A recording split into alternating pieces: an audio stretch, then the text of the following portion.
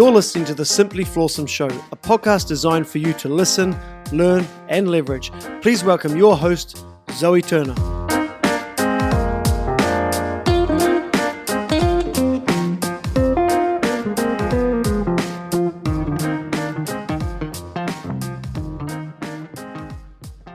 I'm very excited to announce our new partnership with Rove and thank them for the support for this episode and for future episodes.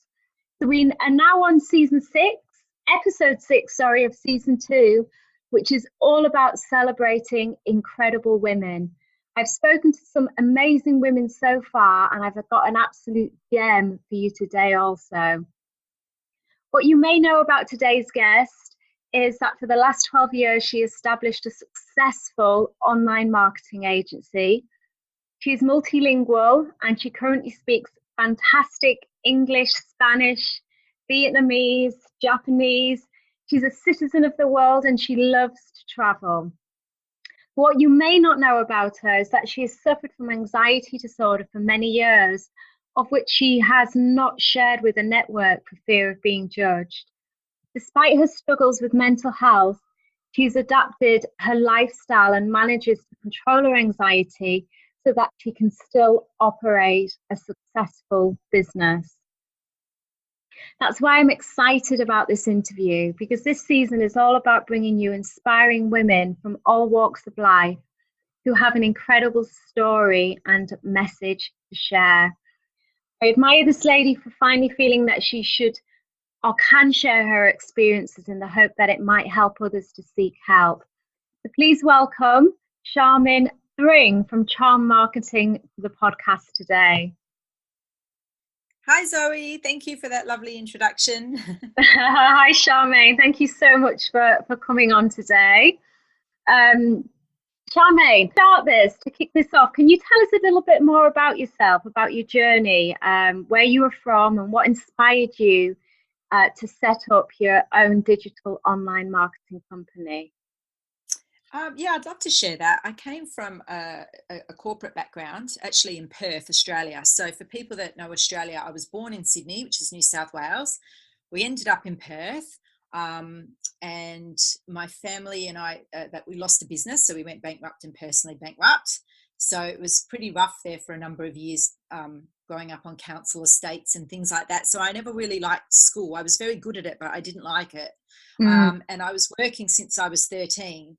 And so I wanted to do things on my terms. So when I finished school, I didn't finish that well because I was hanging out with not a very good crowd, but I managed to turn it around. And at 22, I talked my way, Zoe, into a job with Greater Union Cinemas, which is a big cinema company in Australia. And I started off as the assistant and worked my way up to the promotions assistant and the first state marketing manager, the youngest one ever in the company. And so I had a really good grounding in a corporate background for 5 years of marketing. Everything I learned there. I was actually at university at night time studying marketing, and I was working full-time during the day. And then on the weekends, I would work in the cinema for extra money. And what I found is that a lot of the things that we did in the marketing in the office, they were having problems at the counter where, you buy the tickets. And so on a Monday, sometimes as marketing people, we couldn't understand why the promotion didn't work. And what I found out very early on, and that I still carry over now into my clients' businesses, is that you have to know what's going on the front line. So I would understand that this promotion didn't work because a coupon didn't, we had barcodes in those days, didn't scan. And so I was able to give the upper level managers in Sydney a really good report every week on what happened at the cinema level. And so I absolutely loved marketing. I had two things I wanted to do. I wanted to be an actress, or I wanted to work in marketing. And for upbringing, I decided it was going to take too long to make money to be an actress, so I went for the marketing. Okay, so Charmaine, was there anyone special in your childhood that influenced you to be the woman that you are today? I mean, who was your greatest teacher when you were growing up? Probably hardship, really. I mean, I've got to say, I kind of figured a lot of things out on my own. I never knew if I was doing it right. I'd love to say there was a teacher or something that had a big effect, but there wasn't really. I just started work and I started paying bills and I moved out of home at 15 and a half. And it was just life experience, really. I think. Who was more influential, your mum or your dad? Well, that's a difficult one because at that time, neither of them were on board with what I was doing. Probably my dad, who I lost last year, not negating my mum at all. She passed away much earlier, unfortunately, only 57. But yeah, Dad was always like saying, go for it in business and things like that. Don't take a job like I have. Go and like do a business. His one bit of advice was don't go and get pregnant as a teenager. Over if you do that, and that's no disrespect to any teenage mums, that was just my dad's advice. And then last year when I was holding his hand and he died, he said to me, I didn't tell you never to have kids. I said, well, Dad, I took the advice on board. But anyway, I got a bit off track there, as I do, so I'll just bring that back in. I left Perth at 27 to travel the world, and I came after, I was supposed to go for a year and I came back 5 years later. And I said to myself, oh boy, well, how am I going to travel the world now for the rest of my life and make a living? Because I'm addicted to this traveling. And so I did some Googling at what the jobs were for the next 10, 20 years, and up popped digital marketing. And I said, well, I'm in marketing, so why don't I just add the digital aspect onto that and get into digital marketing, because it's something I love doing. Plus I can travel and have the lifestyle that I want. So that's how I ended up in digital marketing. So you've been involved in the industry when it was very much in its infancy. Yeah, well, I started back when we had fax machines. I don't even know how to use one of those these days. We did 4-color print and bromides, and it was newspaper advertisements, and I did a lot with TV and a lot of radio promotions. And so then really it's just a change of the type of the vehicle of the media. So rather than making scripts for radio or TV, you're now writing the copy and doing the scripts and the images for Facebook or YouTube or whatever it might be. So it's just the vehicle of the media that changed. Tell me a little bit about the journey with your company. What has been the most difficult challenges and how have you overcome them?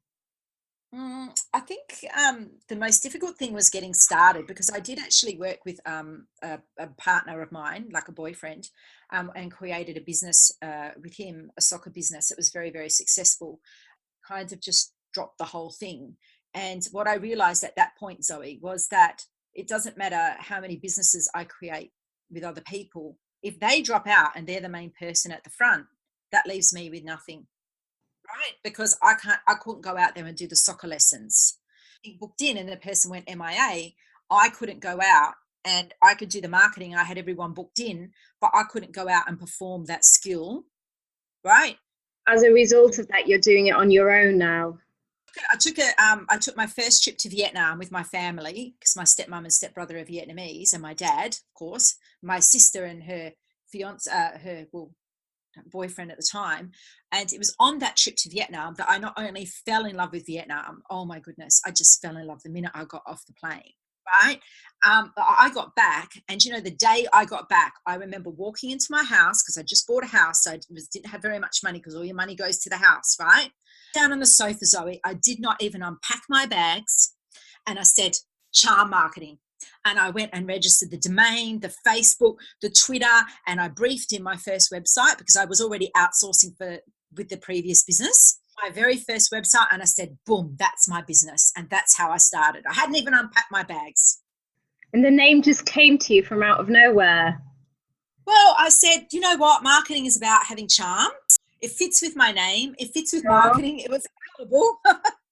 The .com, I wanted .com because it was global. It was available, and I thought it just hit me. And I said, you know what? If you overthink it, you won't do it. Caught up on a name, on a logo, on this or that. Just dive right in, because I ended up changing my logo. I ended up changing my website later. I've just rebranded and bring out a new website now. So don't fuss over all those small things. Just get going. You fall over, it doesn't matter. You're going to make mistakes along the way. Yeah, just take action. You can spend so long, can't you? I do this all the time. I just trying to get things perfect, and then I just end up taking no action at all. But your podcasts have been amazing. It's so wonderful to see you doing them. Thank you. I'm really pleased at how well they're going, and it is a complete learning curve and it's a journey. And I think because the platform is so visible, it does really make you want to improve and just work on yourself all the time, so that you bring in value to your audience. So, but thank you for that. Thank you. And this is my first podcast. That's amazing. Well, thank you. I'm so happy that you've chosen this one to be to make it your first. Charmaine, as you're aware, the theme of all my episodes is mental health. Now, I was particularly surprised recently when you told me that you suffer from anxiety, because I've been following you online for quite some time, and it's not something that I've heard you speak about. You quite well with your online persona. Is there any reason why you've chosen not to address this or talk about it? A couple of reasons. Number one, because I think everybody has problems, right? Some people have bad backs, some people have bad marriages, some people have diabetes, some people have other things. So it's the way that I view it, it's my Achilles tendon. Is that what you call it? Achilles heel. Achilles heel. Achilles heel. It's my Achilles heel, and I've had it my whole life. It's hereditary in the family on the female side, and so I've learnt to deal with it and just see it as a challenge and work my way around it. So I never really felt that it was something that I had to like openly talk about, because you don't want to be honest. Number one, you think clients might not want to work with you, but you know what? It's exactly the opposite, because it's my energy and drive and everything that I put into things is what makes me very successful in marketing. Time, the anxiety only comes up when you're not listening to your body. Working, when you don't take time out, when you haven't been eating the right foods. I stay up late at night because I am a night owl. And when you do those things, it accumulates into exhaustion. And exhaustion, of course, then can create anxiety. And I'm a little bit more predisposed to it than other people, but I'm very high functioning. So I can do like 2-3 launches, motor my way through, and then I call it my downtime. So I like project work rather than having a job. So I'll work on projects, and then I actually schedule in downtime because I know I'm going to be exhausted. Sometimes it flares up a little bit when unexpectedly, like this weekend just gone and I'm down under, unfortunately. But it was the weekend, and I had just finished redoing 2 websites and my course ready to launch, and I had scheduled in downtime, just not early enough. So I didn't really feel the need to share it before, because I didn't think it was anything major, to be honest. Yeah, I guess you've said that you function very well. You've been functioning quite well over the years. So I guess for yourself, it's just been kind of like a natural thing. It's been part of who you are. Exactly. And I mean, I work my business around it. I mean, I'm better at night. So, always in my business, I've always been more of a night person, even at school. So I just say to clients, listen, contact me after 10:30, right? But you can call me up to 7 or 8 o'clock at night once you get home from your business and your work, because when people are at work, Zoe, they can't focus on thinking about their marketing. And you know what happens? Marketing companies say, oh, we shut at 5 o'clock. Well, I don't shut at 5 o'clock. My team doesn't shut at 5 o'clock. So I will take the calls after in what we consider to be after hours, which is my working hours. And it actually works really good for my clients, because they're mainly CEOs or the business owner, and they've been interrupted all day. And so they can sit down and call me at 7:30 at night. I'm at my most creative, my most relaxed, right? We go through what they need to get done. And then I go away and work on that autonomously with my team, and I deliver results, and they can go back to running their business the next day. And it actually works to my advantage. Yeah, definitely. Definitely. Listening to a podcast yesterday with Whitney Cummings and Lewis Hose, and it was so interesting. She'd had such a difficult background, and she'd been in therapy for so many years and worked on herself so much. So the insight that she gave during the podcast was incredible. And one thing that she mentioned was that so much in the social media today about, turn on Instagram and it's just kind of like, everyone talking about how happy they are, blah, blah, blah. But she's like, anxiety is actually a good thing. And just like you said then, it's basically means that your body's way of telling you to slow down has to change. So as long as we're aware and we're listening to the signals that we're getting from the anxiety, and we're making changes in our lifestyle, it can be perceived as a good thing. As well, just like anything. And as long as you're aware of that, and you like, I saw the warning signs last week, and I ignored them, Zoe, because I really wanted to launch my course at Digital Marketer. And then on that morning, I ended up in a heap, having a really bad anxiety attack. But you know why? If I had pulled up 3 or 4 days earlier and said, listen, let's just put the course launch off and go to the event and enjoy it, right? But you know, I didn't want to let my team down, Zoe. Well, fantastic outsourced freelancers that back me up all the time. As a marketing person, they actually get myself, but a whole team of people as well. So they're not just like having one consultant. They've got a marketing person with a massive team. So I can have 12 people working at once. And I had a special, it was part of the course that it was the freelancers were included in a special way, which people will find out later this week. And really, I didn't want to let the team down. Myself and the team down, because they all said we could have waited a week, Charmaine. Too overexcited, because you can tell I do get very excited about things. And if I had pulled up those 3 days earlier and listened to the warning signs, I wouldn't have even gone there. I would have been fine. I could have put my feet up and had a cup of tea. Charmaine, anxiety and mental health issues, or mental health in particular, is quite common amongst entrepreneurs because of the nature of kind of the work, so to speak. It's very up and down. I feel that the anxiety and the difficulties that you experience with your mental health are a result of your chosen career path?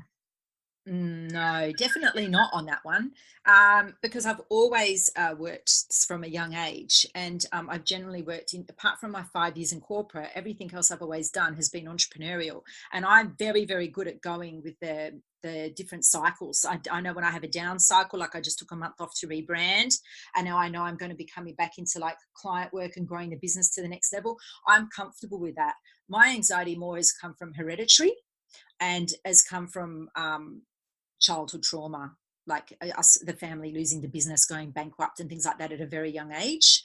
That's where it's come from, not my entrepreneurial journey. I'm really happy with that. In fact, it's fantastic because I get to work my own hours, I make my own schedule, I travel the world. So for some people, I do understand that. But no, for me, like I just couldn't do a job. Actually going to a job, Zoe, and having to be there at 9 a.m., that gives me anxiety. Gives me anxiety too. You mentioned earlier, Charmaine, about having a team behind you. Like you mentioned that you could have actually taken a week off, but you didn't want to let your team down. So it sounds to me that you have a strong sense of accountability, which is really good.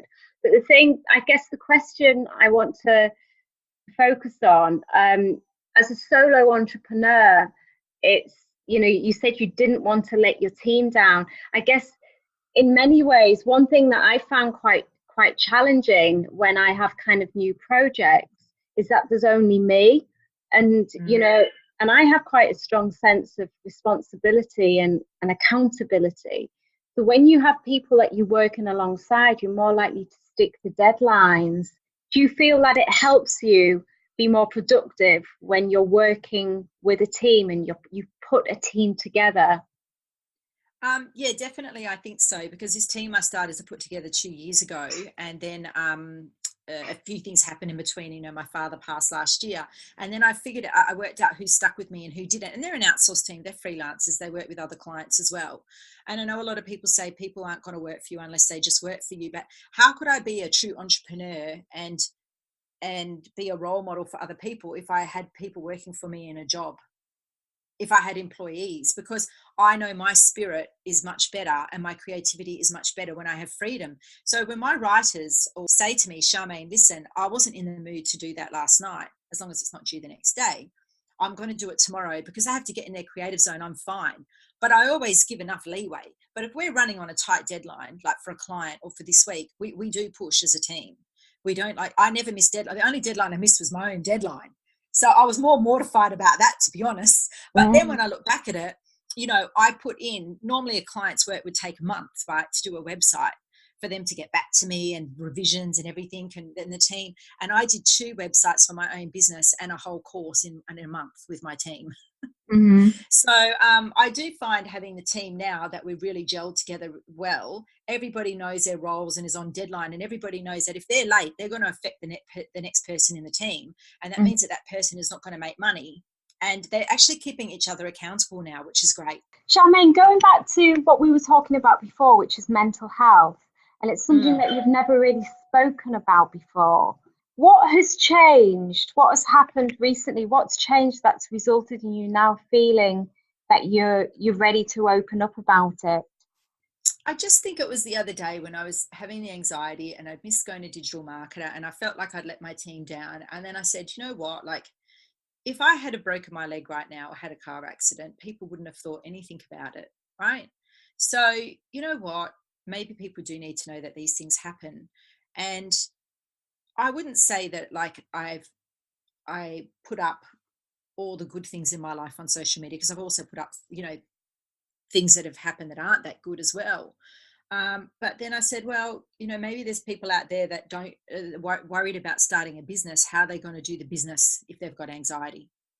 And then they don't start that business because of it. And there's ways you can work around things. And I just I don't know, a light bulb went off and I just said, maybe it's time that I need to share. But of course, I've got a bit of reservations about people thinking now, oh, she gets anxiety sometimes, we don't want to work with her. But I think as many business owners and CEOs will know, they're under high stress and things like that and have to take time out. And so I think it's the perspective that we put on it. So we can put it in a negative light or we can put it in a positive light. And I'd like to try and put it in a positive light for people. I know I like honesty. I like it when people are speaking the truth. And do you feel like people were, are more relatable when they're being kind of open about the challenges that they experience? I'm a bit divided on that one. I would have said yes, except that there's so many people now going onto social media, and this has actually stopped me sharing a lot of things about my background and, us losing the business and being bankrupt and homeless and growing up on council estates and working from a young age. I've never ever once mentioned that, Zoe, ever. Of course, not everybody, there are many people now that haven't gone through those challenges that lie. And they say that stuff on social media just to get likes, to get comments, and to sell, right? I've never had a problem growing my business, and I haven't divulged those things. And these days, I honestly can't tell who's telling the truth and who's not telling the truth. And I think it's a marketing tactic now that's been overused, and so I steer clear of it. Everyone loves a good sob story, don't they? Someone who's had a really difficult upbringing and then they do really well, and it is something that's used a lot. And I just felt like it was a little bit overused, and I just didn't feel the need to go down that path. And actually, it wasn't until I've been training some freelancers in other countries that I shared a bit more of my story with them, because they're so eager to learn about how did I start out. And I actually, to be honest, I relate to them better, Zoe, than really wealthy people, because I know the struggle that they're going through. And I was happy to share with them because they appreciate it. And I don't want anything in return for that.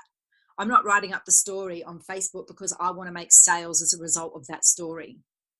For someone who suffers with anxiety and that they're running their own business, what advice would you give? And it's actually getting in the way. What advice would you give them in terms of being able to function effectively? It depends on the level of the anxiety, to be honest. I mean, that's a really hard one because everybody can have it at different levels. I know try to work to your best zone, your best time. So if you work best between 10 and 2 in the day, try to work between that time. And the other time, if your mind's gone a bit foggy, don't worry about it. Do something relaxing. So you'll notice I do most of my creative work between 7 and midnight because that's my creative time. But during the day, I wake up, I have my cup of tea, I relax for an hour. That's like when somebody's finished work, they're relaxing. I just flip it around for what works for me. Sometimes you need to go and see a doctor. Sometimes natural medicines help. But I mean, once you start mentioning these things, you're getting into a huge debate. And I've had to do trial and error over many years to figure out what works for me. So the first thing is just you have to go and research it and then figure out what you can do to which path you need to go down for treatment, basically, because it really doesn't just disappear on its own. But that's such a subjective question that so many people are now going to say, but you should be doing this, or you should be doing that. And you know what? That's the last thing anybody having anxiety wants to hear, is being told what to do. Because all that you need to do is relax, calm down, have people around you that are supportive at that time, and then it's gonna pass. And I think what you said then about finding, the best time of day in which you function well, for me, it's early on a morning. Whereas, oh no, how do you do that? Yeah, where your brain is kind of at its optimum, kind of like from 7 till midnight. That's when mine is shutting down. So it's all about just finding your optimum times. And for me personally, I just like it. As the day goes on, I find that my mind gets contaminated by things that I read, what I listen to. I like to start the day fresh, and I find personally that being more creative happens when I haven't subjected myself to external influences. Yes, yeah. I feel I'm more creative because at night time the sun goes down, I relax, I'm calm, people go to bed, everybody's asleep. I can focus on my most creative work at that time, or my, the things that are most challenging. But during the day, there's too much white noise for me. You get interrupted with emails and calls and Facebook and things like that. Whereas at night, you just don't, I don't have those interruptions. And that's often like while I work with a lot of clients globally, because it's morning time, their time, and nighttime, my time. So they're in their zone of their peak working time, and I'm in my zone of my peak working time, but we're on other sides of the world, which is like really amazing, because you really can work from anywhere. And that's why I think now, the message I want to give out to anyone that was having anxiety or any kind of mental health is, listen, we have technology now, and you don't have to go to an office to work. You can work from home if that's where you feel comfortable working. You can work from the cafe, you can work online, you can work different hours, you can work across different time zones. We've got flexibility, and thank goodness for that. Because the 5 years I did the corporate job, I loved that job, Zoe. I loved it. But I tell you, every morning I felt like death until 11 a.m. I used to feel terrible. And then in the afternoon, boom, I would do my work. And sometimes I'd go in on a Saturday afternoon when it was quiet, just so I could think and do my work, because I wasn't productive in the mornings. To anybody there, I was still productive because my productivity is very high, but let's say I wasn't as productive as what the standard I set myself in the mornings. It's interesting that we're talking about this, because as we're talking about this, I'm also thinking that quite often it's the meaning that we give things. Like I've had times early on a morning, like where I've had early morning meetings at 8 o'clock, and it would normally take me, even though I am a morning person, this is when I used to, having a morning meeting at 8 o'clock isn't particularly something that I want. I would just get myself into the zone and I would do it. And it's the same thing, if I have a meeting that's at 10 o'clock, I would just get myself into the zone, I would do it. And at 12 o'clock, I'd just get myself into the zone. So I think we do attach certain meanings. If I have to be up at an event, a few weeks ago, there was an American client and they were doing an event here. So I was their person here that was setting everything up before they arrived. And then I found out that I needed to be running the event as well. And I had to be there at like 8 a.m., right? Now, normally that would freak someone out, but 8 a.m. But because it was work, I got up, and it's like you put on your acting persona. See, I should have been an actress, Zoe. Persona, and you pretend that you're somebody else and you go and get the job done. And that's the way it is. If it's work, it's different. Boom, I have to get this done. It needs to be achieved. That's getting done no matter what. If I could apply that same, if I could apply that to when I do my writing, because sometimes I procrastinate and I don't, because I'm writing a book at the moment, and I don't get my writing done on a morning. If I don't get it done on the morning, psychologically, I think, right, that's it, game over. Because I'm not productive in the afternoon, because I've told myself this story that my most productive time is on a morning. That's when I'm the most creative, blah, blah, blah. So if I could apply the same principle that, I applied to... You can even make yourself a new name, Zoe. You can even make yourself a new name. Like all the actresses, they have names that aren't their names. So you can say in the afternoon, I'm going to be Anna and I'm going to be this amazing writer. And boom, I'm going to get the work done. It's really great. Exactly. Yeah. I need to create a new persona, a new person, a new persona, maybe do a little bit of hypnotherapy on myself, visualizing myself kind of being this person and being really productive and doing loads of writing on an afternoon. I'm sure I've got the word right, persona, or because Beyonce has one, and she's spoken about it in interviews, how she'll be like very quiet off stage, but when she goes on stage, she's a different person. In her mind, she's a different person. She's a performer on stage. So when we do our work, we are doing our performance. And all the world's a stage. I did a debate on that when I was younger. Dad helped me with that. All the world's a stage. You put on your performance, but then you can go and do what you need to do in your private time. So you just put on that outfit, you put on that face and you sit down and you be that writer in the afternoon if you've got to get it done. And that's how I do things. So my best time's at night, but if I have to get something done, it's just by pure experience and having done it so many times and being on, just knowing it off the back of my hand, that I can sit down and do a marketing strategy at 4 o'clock in the morning or 8 a.m. in the morning if I had to. So it's because it's experience, but I try to choose not to, if that makes sense. So someone asked me to speak at an event. I say, can I have the afternoon slot? Okay, thanks, Charmaine. Charmaine, what is your why? Oh, why am I doing this? Okay, because I just love traveling the world. I will just say something about my languages there. English and Spanish fluent. Japanese, I was very good when I lived there for 2 years, but I wouldn't say that I was like fantastic now. My Vietnamese is pretty good to get. They all know what I'm saying. That's definitely a difficult one. But I love to travel the world, and I just want to meet as many people as I can, in as many different cultures, and just like see as much of the world as possible in my lifetime. And that is my why. And that's why I chose a career that I can take my laptop and my phone and I can work online and travel from anywhere. Okay. I can see the sense in that. What about having a family though, Charmaine? What about kids? Is this something that you've ever thought about? People are going to go, she said, Is it been a deliberate decision for you not to go down that route, or? I never wanted to have children. I knew from a very young age it wasn't my cup of tea. When I was working in my first job at 13 and a half while still going to school, I was so excited I was working. I loved it. And then because I wanted to travel and I just can't stop, how could it be fair if I was to have children?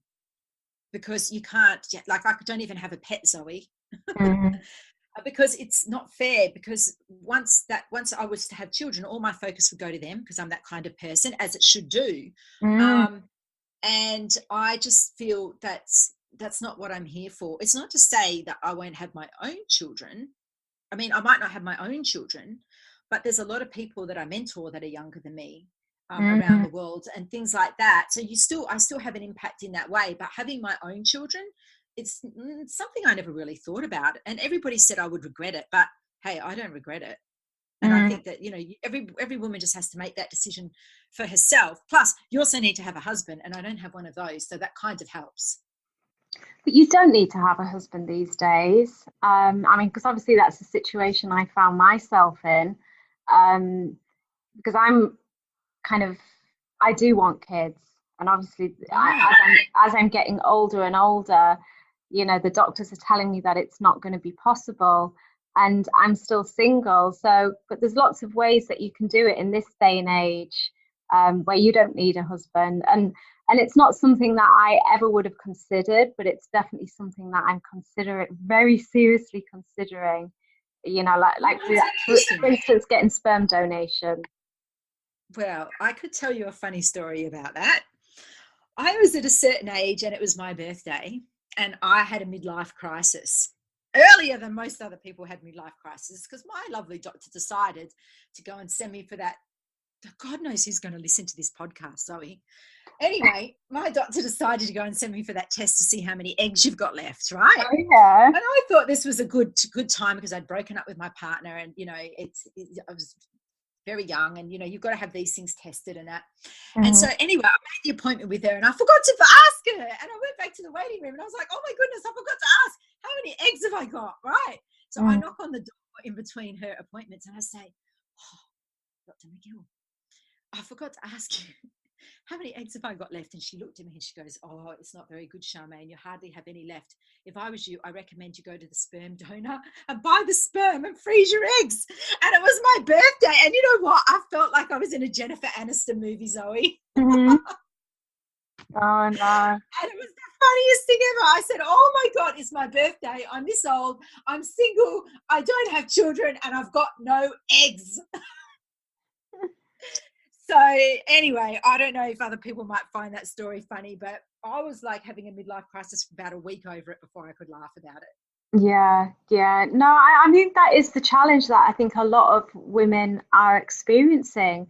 It's a challenge that a lot of women women that are focused on their career are experiencing, that they've spent so long within the career, and then, they get to a point where it's not possible. Where it's kind of not possible. And that's kind of what I found with myself. I have been focusing on that. But plus, I've always had the romantic notion that I would meet somebody, because I was going to freeze my eggs many years ago. And I remember looking into it it was when I first moved to Dubai, and I was 37 at the time. And I remember looking into it like a lot. And then I just thought, I'm not going to do this, because I honestly feel that I'll meet somebody. And then it hasn't happened. And it's just it's got to the point now with me where I'm actually thinking very soon, and I don't mind saying this on the podcast, because I'm thinking very soon about getting sperm donation and doing IVF. At least you can pick the attributes that you like. I mean, if I wanted to have children now, if I really wanted kids, I would do the same as what you're doing, Zoe.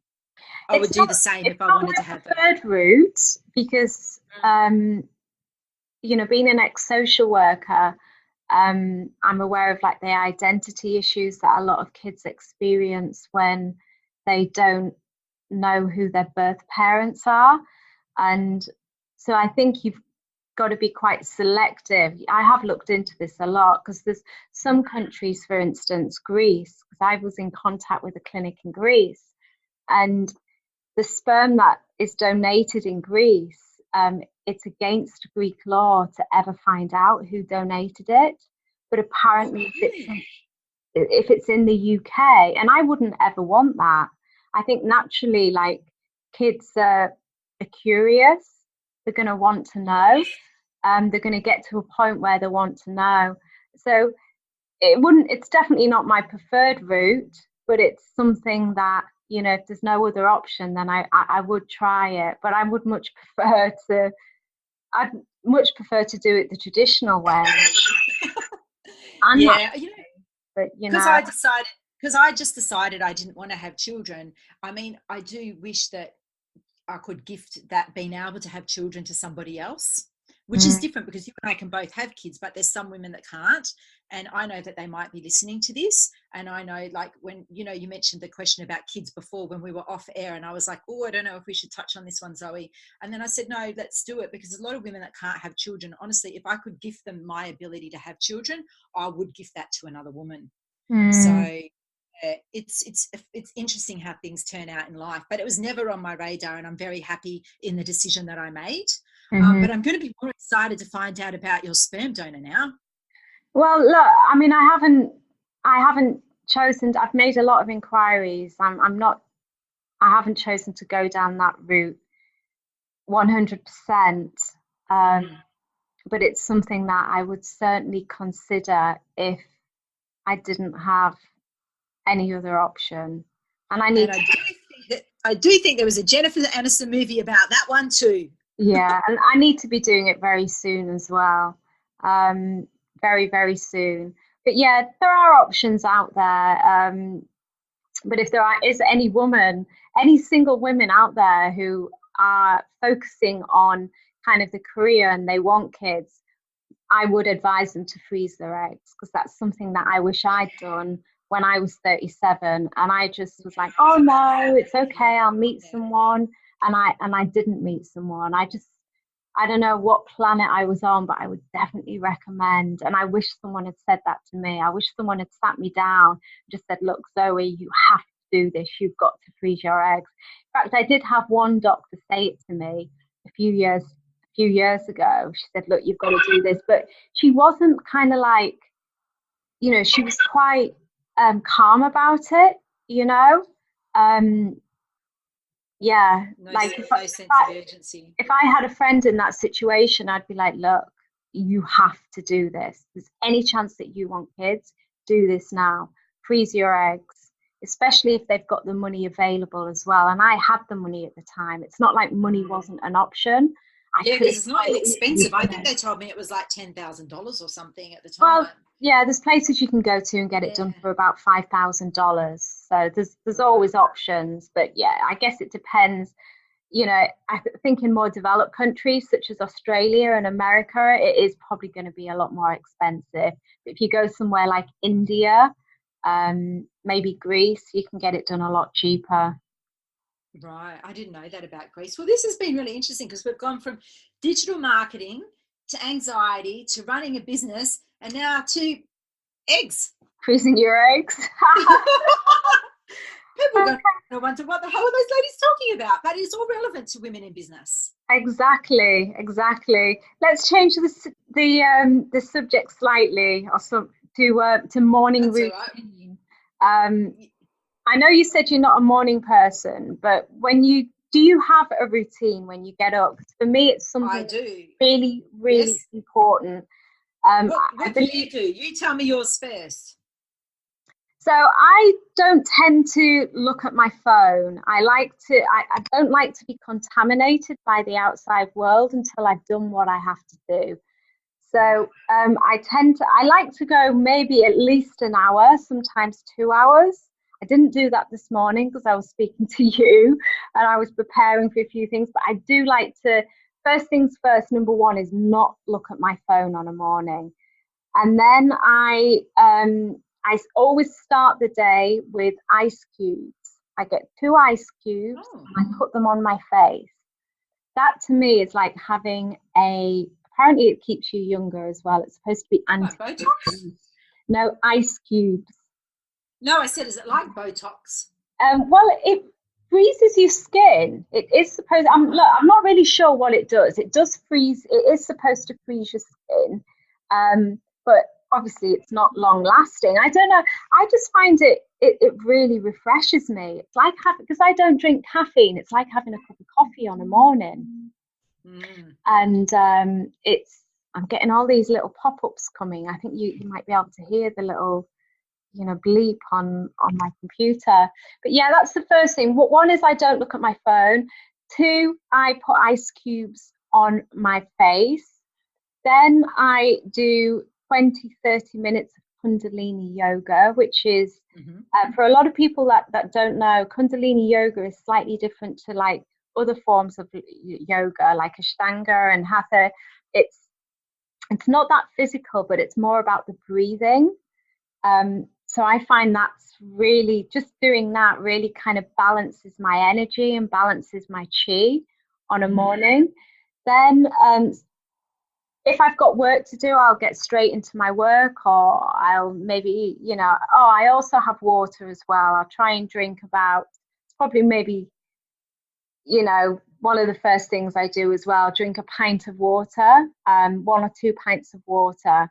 After I've done my breathing, I may do more exercise, like go for a run or go for a swim, or sometimes I just get down and that's when I get started on my work. Wow, you're so good. Start work straight away. So I look at my phone, I have my ice cubes, I drink my water, and I do my breathing. All that is non-negotiable. That's just not, I tend to do that every morning.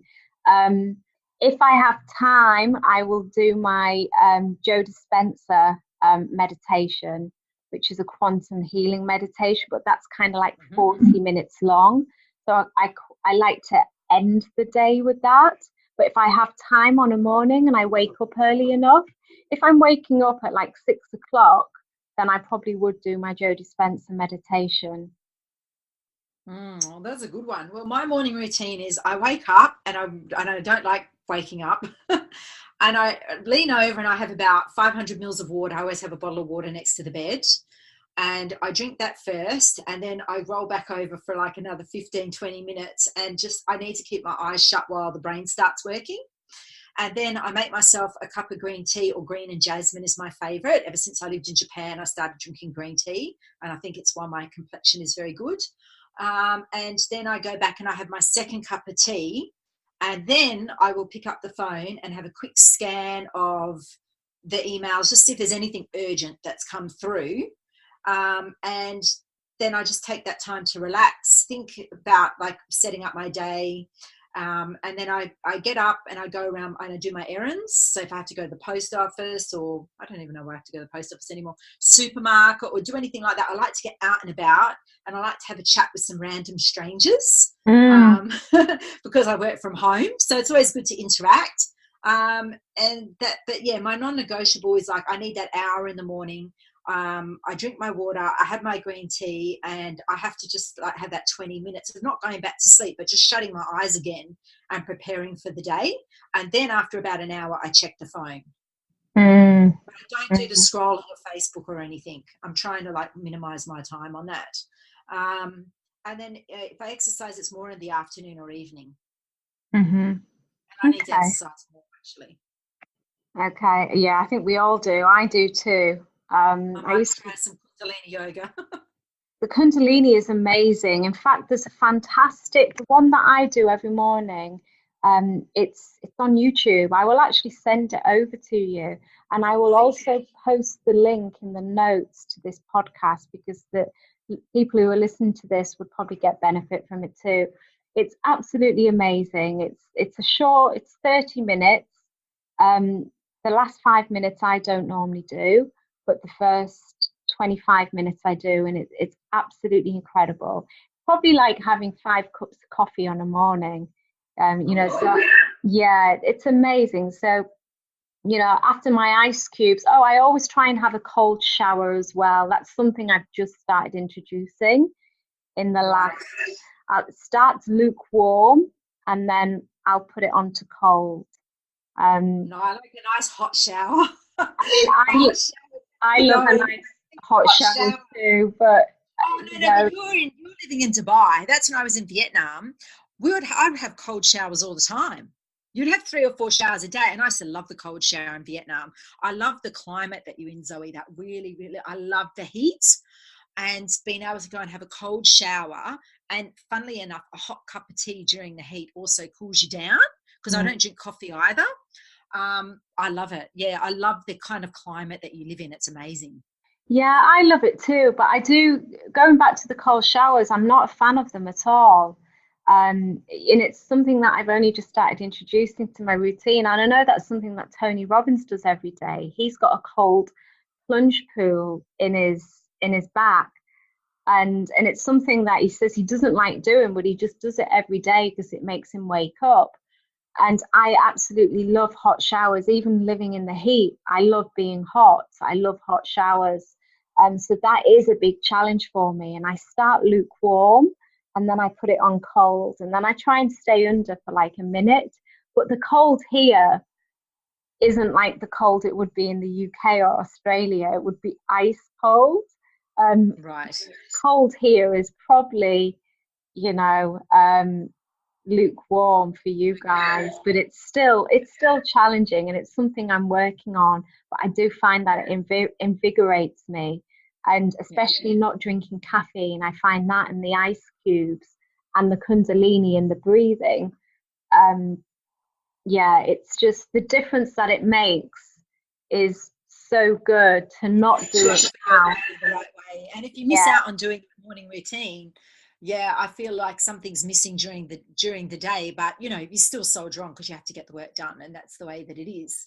I think it'll be interesting to hear what a lot of women listening to this podcast, since this is my first one ever, actually think about that morning routine as well, and an evening routine too, because at night I tend to work, but then I do take my hour to unwind before I go to bed, whereas a lot of other people have finished work hours and hours before. But I just find the best advice I can give is just work in the zone that suits you. Definitely. Like time-wise, because you're going to be the most productive at that time. And during the other times, do menial tasks that are easy, or you don't have to think too much about, but do your most important thinking work in the time that suits you. If you can, because obviously we don't have children, and many women have children and a family, and I understand that their challenges, perhaps are different to ours, but we all have our own challenges. Do you set yourself work blocks? Like, do you do sprints? Say, this is something that I do throughout the day. I will maybe do like 2-hour sprints. I set tasks and I tick them off, and I go after that. Suppose, for example, after these 3 tasks are ticked off, because I still like notepad and paper. I put everything in my Google Calendar, but I still like a notepad and paper. And so after these 3 tasks are ticked off, I'm taking lunch. After these 3 things are done, I'm having my cup of tea and my chocolate. After these 3 things are done, boom, I'm going for the walk. And so I divide it up that way, because I don't know how long that task is going to take me. And sometimes, though, I might have 2 or 3 days off work, Zoe, and then I'm in the zone, and I will just do a week's work in one night. And that's me done for the week. And it's great. And when that happens, I love it. Oh, I love it too. I love being in that zone. I wish I could be in that zone every single day. Me too. How do you prepare your mind for the challenges of life? Oh, I think I don't. And that's my secret, because everything's going to change on you. You don't know what's going to happen when you wake up. You need to be flexible, adaptable, and nothing is going to be the way you plan it out. So that's the best thing you can do, is just be ready for any contingency that's going to pop up during your day or your life, and just move with it. So I don't plan. Do you do any type of meditation? Well, I probably should say that I do, but no, I don't. I try. I have a very hyperactive personality. The doctor said, there's nothing wrong with you. You were just born like that. I said, okay, thank you. And it's something, I try to do it, but I listen, if I go for a walk or I'm out traveling or something, traveling is my meditation. That really just puts me in a different zone. So, I know it's the in thing to say these days, but no, I don't. Okay. Charmaine, what is the one thing that you are most proud of that you have achieved in your life? Oh, that's a difficult question. I don't know if I've achieved it yet. So far, I always wanted to be a marketing consultant and have my own business. And for a long time, I was doing it, but I didn't feel that I was great at it, even though I was great at it at the time. We don't feel that we're doing great, but I definitely know I'm doing great at it now. And I've achieved that. I've achieved what I wanted to do. I've got a business. I can work from anywhere. I travel the world. And I do believe in myself that I really have reached that pinnacle where I'm excellent at what I do. And I think a lot of women don't give themselves enough credit for that. And I think that that's really important, because we're always thinking maybe we're not good enough. But from a younger age, I always asked for the pay rise. I always went into bat for myself. I always pushed to get those promotions. I've always pushed with the business. But you do need a certain amount of experience and failures and mistakes to actually know how to solve a problem in business. And know, that strategy is going to suit that company, or boom, we'll go that way with their marketing, and it becomes second nature. You don't have to think too much about it. And I think that so far, for me, that's my greatest achievement, because that's what I wanted to have above everything else. And now moving forward, I'm really focusing on helping other people that are younger, or not even that are younger, anybody that wants to have a business and work online, be able to do that, but especially from developing countries. That's my side passion, which you'll hear more about in the future. Interesting.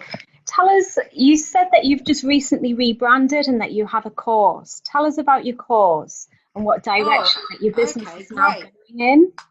So there's a lot of people that are starting businesses every day that either don't want to do the 9 to 5, or they're 65 and they're retiring and they're now wanting to do a business, or it's been their lifelong passion to do it. And there's so many people in developing countries now that are freelancing and working online. Their populations are massive compared to ours. And I just for coming from a marketing background, it was very systemized. Like when we wrote a brief for TV, there's a certain way that you write it. When you write a brief for a radio advertisement, there's a certain way that you do the script. And so I had these systems from a very young age. And then when I brought it over into digital marketing, I found it a bit like, well, nobody's got a system. What's going on? Is this kind of legit, you know? And now digital marketing, of course, is legit because we're here and we're going along. But I find that, you know, people, if you didn't know marketing, if you didn't study marketing or grow up around it, how are you going to know how to write an artwork brief for the flyer that you want done, or the graphic for your podcast, for example? Or how are you going to write a brief for a website? Whether you're giving it to somebody in your home country to do or another country, it doesn't matter. Unless you know how to brief, you can't get the job done correctly. And unfortunately, creative types of people, and not all creative people, let me just not generalize, some creative people don't provide their clients the templates or the briefs to complete. And I saw a big gap in the market. And then last year when Dad passed, I almost dumped this course, Zoe. I almost dumped it because I said, people probably would have created this by now. And when I came back to doing the work this year, I was like, people haven't created this. Why is the client sending me 10 emails about what they want done? And I just send them my template to fill out and ask them all their questions. So I'm basically teaching people how to outsource. I'm teaching people how to do marketing, and I'm giving them the templates and the tools and the training of where to find people, number one. Secondly, prices to pay in your home country and prices to pay if you're doing it offshore. But I'm actually training you in how to outsource certain tasks. And I think that this is a big gap in the market, because we've got plenty of platforms to go to, but unless you know how to talk to those freelancers, the client and the freelancer or the creative will never speak the same language. And you know me liking languages, right? Mm-hmm. It's not just understanding what someone says, it's comprehending it. So it's when I give a brief or a set of instructions, the other person has to actually understand English but comprehend it. And if they don't know what I'm talking about, the job doesn't come out right. And this is where you get delays in your marketing. And there's lots of people that can't afford a digital marketing agency. They can't afford to come to me and pay my rates to do their whole business. So where do those people go? And I was that person 12, 15 years ago when I started out with my agency.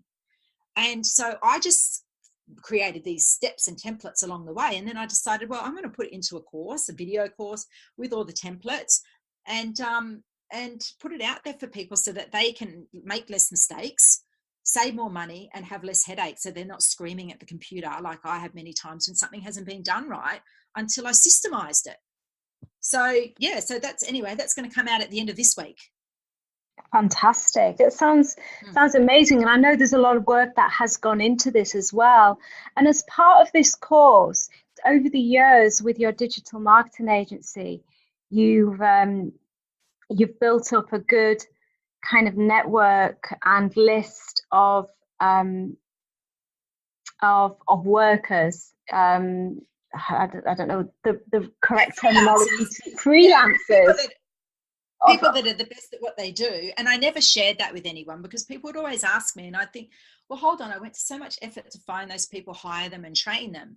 And this is the one reason that I felt I was letting the team down last week, because part of this is that people that purchase the course get access to my own team members, and I want them to have more direct clients. And so that's what I felt that I was letting them down. But then I said, listen, we just do it this week. We're only a week delayed. Let's just look at it in a different perspective. So, I mean, there's only 12 to 15. So not everybody's going to be able to work with them. And sometimes they might be suitable and they might not be suitable. But actually I spoke to a friend of mine, Nathan, who runs the Free Up marketplace online. And he has kindly given me $25 coupons to use for people that purchase the course as well, to go to his platform, and they get to brief in their first $25 task. Basically, they're getting that for free. Oh, that's amazing. And for anyone out there that has ever used freelancers and any of the outsourcing companies out there, one of the biggest challenges is finding that quite often it's like looking for a needle in the haystack. So one of the biggest challenges is finding, someone good to work with. And I guess you've done all that groundwork. You've gone through the you know, the months and months of kind of like training them up. And, you know, you've basically, I guess what you have got is the best of the best. Yeah, that's right. But also, funnily enough, in the course, I do teach you how to do it. It's called rapid fire elimination, where you can go through like 50 profiles in half an hour following my checklist and narrow it down to like your top 5. And I thought other people enjoyed doing this, Zoe, but they didn't.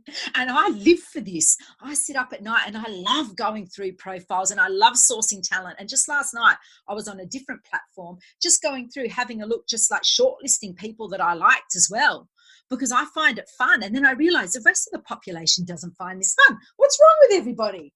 You know, but it's just, I enjoy doing it. And so I'm going to be adding to my team member section as well.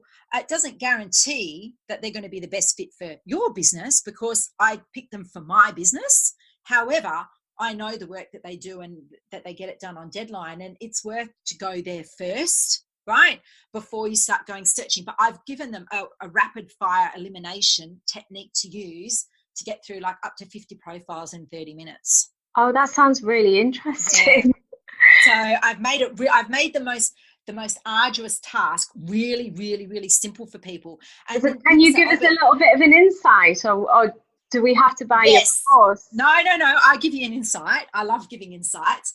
So the first thing you do is you put a secret question in with your job brief, and you have to know how to do the job brief, which I train you how to do in the course. So it's not just like learning. I'm giving you my real life experience. I'm actually outsourcing a task in the course, and you follow along, right? And you put a secret question in. So when people reply, if they're just giving you a stock standard template answer, boom, they're deleted straight away because you asked for a cover letter. And then I'm looking, did they answer my secret question right? So I'll give you an example. It could be something as easy as, what is the name of my company? And I've already written the name of my company in the job brief. Go to charmmarketing.com. I need graphics for this page, or I need a blog post written, right? And then if they can't answer, if they can't go back and read, the name of a company was Charm Marketing, then they did not comprehend. It's like when we did multiple choice. They didn't read and comprehend and answer my question, right? They're immediately off the list. Because you know the person didn't take the time to read your instructions. How are they going to work with you in the future? And you can wipe out at least 50% of your candidates like that. Okay, interesting. Yeah. So that's one of my top tips. I always struggle with the pricing. Always, you know, I mean, I found a really good guy recently, and they did some artwork, and it was really interesting actually, because he had 2 profiles on the freelancing site, and I'm quite perceptive with language, and you know, when I see kind of written language, and I suspected that they were the same profile. So I'd had work done with one profile, and then I felt that he was being a bit unfair and he was overcharging. So I paid, and then I thought, you know, I'm not going to do any further work with him. And then I got contacted by somebody on Messenger on Facebook, and he basically said, go and, you know, I can do this, go and look at my Fiverr gig. So I went and had a look, and I said, actually, I really like that artwork. I want you to do that for me. And then as we were talking, and I just thought, you know, this is the same person. I don't know why. It was just something at the back of my head. And I never mentioned anything to him, and he completed the work. But then he genuinely thought that I felt that they were 2 different people. So he was still corresponding to me as 2 different people, saying, you know, how's your podcast going, blah blah blah. And and then I challenged him on it, and he kind of like apologized. But he also, when I needed there was a podcast I did with somebody, and the audio was really poor because it was in a restaurant and I wasn't able to upload it. And I think anyone, even the most experienced audio editor, wouldn't be able to salvage that because it was really shit. And he was like, I'll be able to help you with this. And I said to him, it's okay, I've already agreed to do it again. And he was like, I said I've already agreed to do the interview again with the individual. And he was like, look, I can salvage it for you. I'll do this. And I was like, okay, how much? Thinking he was going to say about $40 or something. He was like, $200, but I'll charge you 100. And I'm like thinking, do you know, that just completely loses the trust for me when people come in at a high price.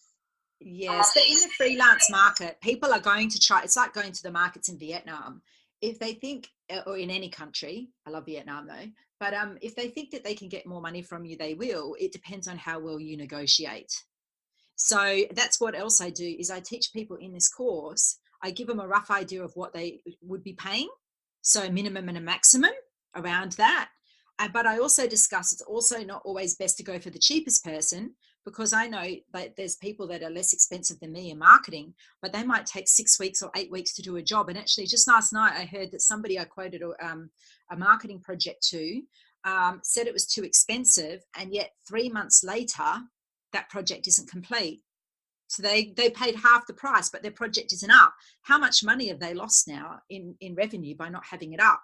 So I go over with people when you are freelancing and outsourcing and you're a startup, right? And so finances are somewhat tight. I do give them a minimum and maximum, and I do actually show them my little extra little things I pop into my job briefs and how I figure out if I'm being overcharged as well. So there's certain ways that I've worked out how to do that over the years, and that's in there too. So with all of that experience, I help people get the best job for the best price. But most importantly, what they want to do is find freelancers that they can build long-term relationships with that become team members, so you don't have to go through what I call source and hiring again. So if you only ever have to do that once or twice, and then you're on your team and you've agreed on the prices, like people are on my team, I don't have to now go finding a blog post writer, because I've got 4 on my team, and if one's not available, someone will be available, and I've agreed on the rate, and actually I standardize the rate across the team, and it's a very good rate what I pay, because I want to have good work, and then they'll prioritize my work as well. So I go through that with people as well. It's just things that you can't learn. Listen, I wouldn't know it unless I'd been doing it for 15 years, and I just thought people weren't interested in it, and now I realize they are. When I go to the markets in Thailand, I would normally half, or when I'm in India and they give me a price, I would normally half it. Would you say it's the same principle? Well, no, because it depends on the task that you're outsourcing. So with graphic design, if they're having to use like, Photoshop, Adobe, Illustrator, if it was for print and it has to go to the printer, so there's certain things that have to be put in like bleed lines and cuts and CMYK colors and things like that. I know that task is going to take longer. So then I understand why they're charging me that price. So I can't say go half, because I mean, it's subjective again. So I give people an idea of, listen, it depends on what you may think is simple isn't exactly simple from the designer's perspective or the freelancer's perspective. But the more information a client can give the freelancer, the faster the job's going to be. And also, I don't pay on time anymore. I stopped using the time trackers. I pay via project, because I know now how long a project's going to take. So I can say to you, listen, Zoe, you need this project done. If you were going to outsource this now, it would take no more than 10 hours. And, for an experienced graphic designer, depends which country you're hiring from, I wouldn't go below $10 an hour. So, maybe $100 would be great for that, and you'll get your real money's worth. And I know some people might then say, well, I could do that for $3 an hour or $50, but you pretty much know the quality that you're going to get after you've been doing it long enough. And if you get it back a bad graphic and then you've blown $50 and then you have to go and spend $100, now you've just spent $150. But you know what's worse? How much time did you waste? How much time did you lose because that wasn't ready for your project? And that's what a lot of freelancers don't realize, is when they mess up or make mistakes, or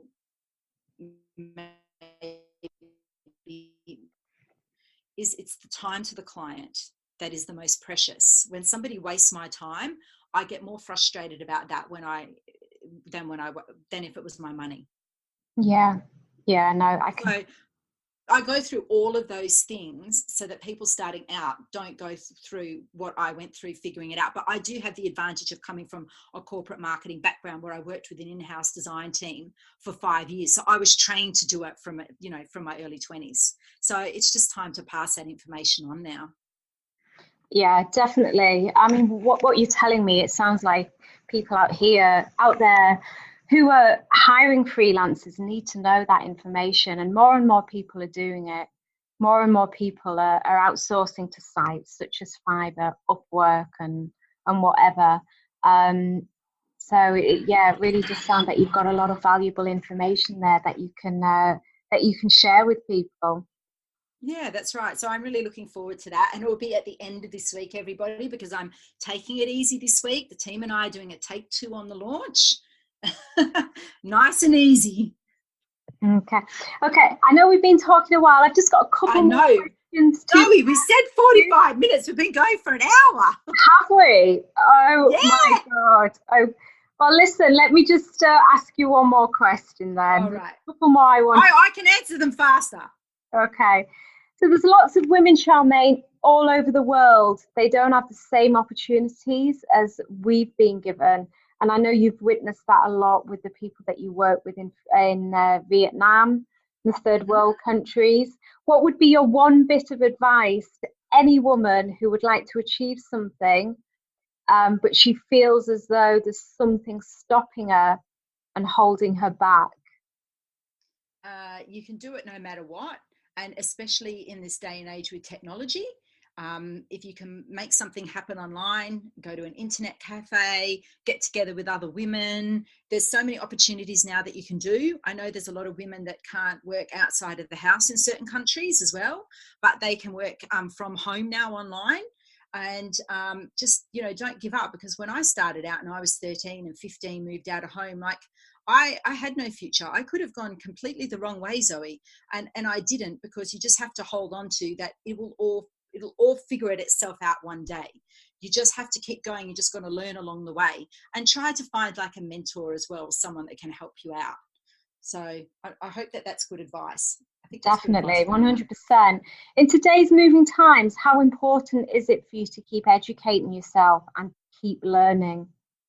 Very important. I do it all the time by investing in different like marketing courses, but also by traveling, because I think traveling is the best education that you can have, because you work with people from all over the world. You learn tolerance, you learn what to do in emergency situations, you know how to take care of yourself, you're flexible, you're adaptable. It's the way that the world's going.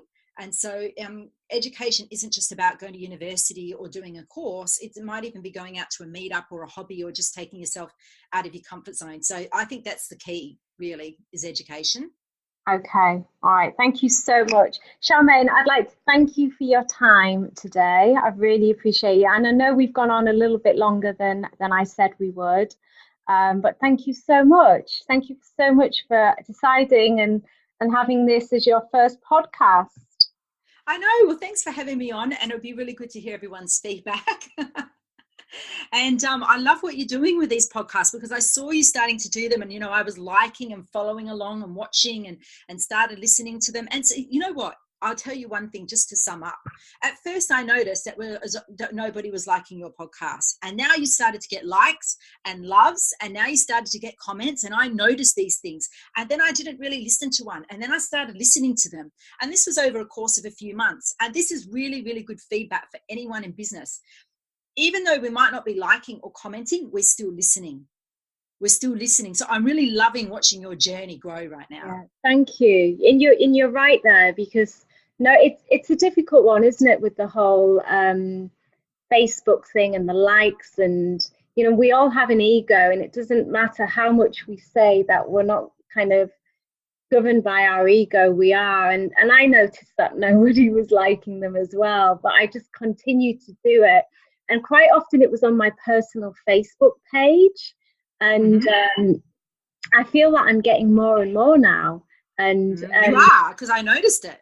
Yeah. And this is good advice for women. Whatever you're doing, keep doing it. Don't think that because the whole world isn't noticing it, that you're not actually having an impact on other people. Yeah, I mean, I knew that people are listening to them because I've got my stats on the downloads. So I know that people are listening to these, and I've got I have a good audience in America. So I don't know who's listening to them, but there's people out there listening. But yeah, the whole likes thing, I would say to people, don't be too bogged down by the amount of likes that you get. And it did used to bother me, because I think, oh my God, I could put a selfie on Facebook of me in a bikini on a boat or whatever, with my ass stuck in the air, and I'd get like I'd get over 100 likes, and then unfortunately and then stuff that's coming from my heart, and I'm really trying to kind of progress in terms of my career, and I'm putting myself out there, like no one's liking it, and I'm thinking, oh shit, what's going on here? But I'm just going to keep going. I'm trying not to focus on that. I'm trying to focus on just giving value, and I know I've still got a long way to go, but hopefully with each podcast that I do, I'm going to improve, and I'm going to get better. Yeah. Well, the right people are listening, and even though they might not be commenting, especially if it's about mental health, that may be why they're not liking or commenting, but it doesn't mean that they're not listening, and like that's not changing their life in some way. And I think that that's really important. And so when we start out something, don't throw the baby out with the bathwater and give up on it just because someone's not liking your work. If you feel it's what you really want to do, then keep going with it, no matter what. So yeah, 100%. We're on the same page. On that Keep note, me updated about the other things. On that note, thank you so much. I'm going to stop the recording now.